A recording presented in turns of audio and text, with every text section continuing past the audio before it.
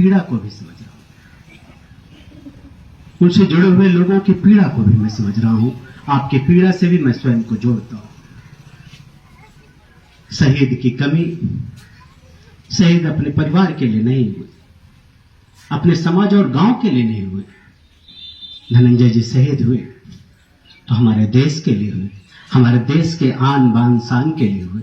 इसलिए कहा जाता है आदमी बड़ा वो होता है जिसके न रहने के बाद बड़े लोग इकट्ठा होते हैं, और यह उस शहीद का सम्मान ही है कि उस शहीद के शहादत को सलाम करने के लिए इस क्षेत्र के सभी बड़े मानंद और प्रतिष्ठित व्यक्ति आकर के इस शहीद की शहादत को सलाम कर रहे हैं। यही शहादत है और यही इस बात का प्रमाण है कि अच्छा, एक ऐसी प्रवृत्ति भी है कि हम सभी चाहते हैं कि गांधी होने चाहिए, सुभाष चंद्र बोस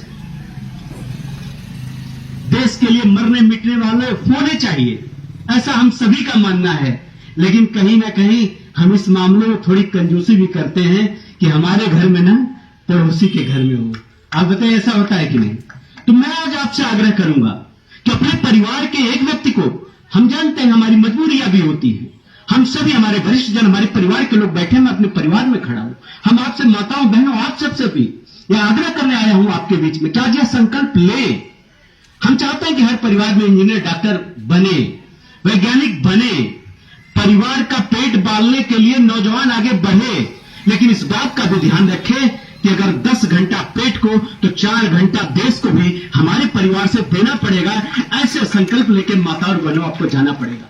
हमें कुछ ऐसा भी संकल्प लेना पड़ेगा। आज तभी शहीद के शहादत को सलाम तभी पूरा होगा जब ऐसा संकल्प भी लेकर के हम जाएं कि हमारे परिवार का एक बच्चा समाज के कार्य के लिए भी समर्पित हो जाए। क्या ऐसा कर सकते हैं क्या हम? ये समाज का कार्य करेगा कौन? ये देश का काम करेगा कौन? आज बताइए, हमें गौरव है राष्ट्रीय स्वयंसेवक संघ में त्यागी तपस्वी लोग होते हैं जो अपने परिवार को, घर को, मां बाप को छोड़ करके, त्याग कर करके समाज का काम और देश का काम करते हैं। क्या ऐसा होता है कि नहीं होता है?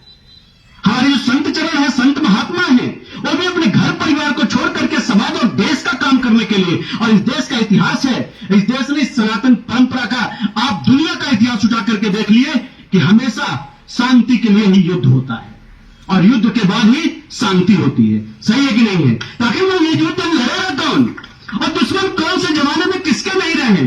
मैं आप सबसे पूछना चाहता हूं, क्या भगवान वो कहते हैं कि बहुत अच्छे, बहुत ही सज्जन है, क्या सज्जनों को आदिकाल में भी दुर्जनों ने परेशान किया है कि नहीं किया है?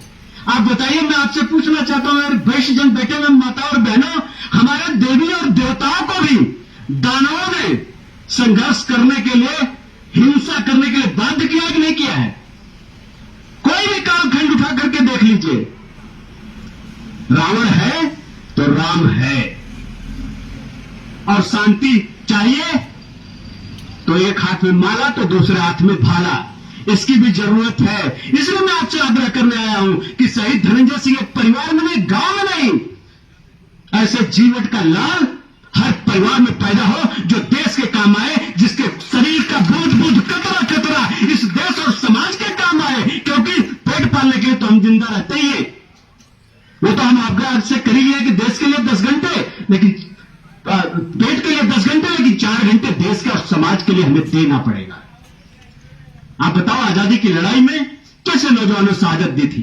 कहा जाता था उनके बारे में कि भूख से मरा था, सड़क पर पड़ा था, कफन उठा के देखा तो सीने पर लिखा था, सारे जहां से अच्छा हिंदुस्तान हमारा, सारे जहां से अच्छा हिंदुस्तान हमारा। ऐसा जज्बा लेकर के आजादी की लड़ाई में कुर्बानी दिया नौजवानों ने, तब आप बैठे हो। आज हमारे देश पर जवान सरहद तक कुर्बानी देने के लिए खड़े होते हैं। आप जब भी अखबार टीवी उठा करके देखते हो तो देश के किसी न किसी सरहद पे जवानों को संघर्ष करना पड़ता है, तब हम चैन की सांस लेके बैठते हैं।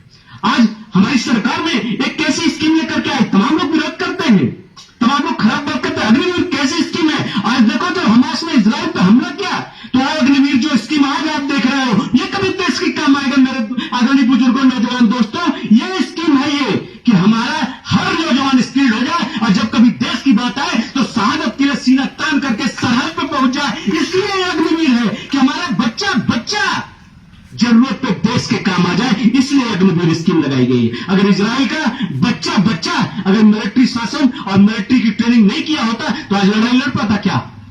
जैसा मैंने पहले कहा, फिर से कहूंगा कि हर युद्ध के बाद शांति होती है और शांति के लिए युद्ध करना ही पड़ता है। और शहादत हुई है और शहादत देने के लिए हमें तैयार रहना पड़ेगा, क्योंकि शांति बिना शहादत के, बिना संघर्ष के नहीं आ सकती। इसलिए हम आग्रह करेंगे आज के दिन, यह सम्मान दिवस है शहीद का।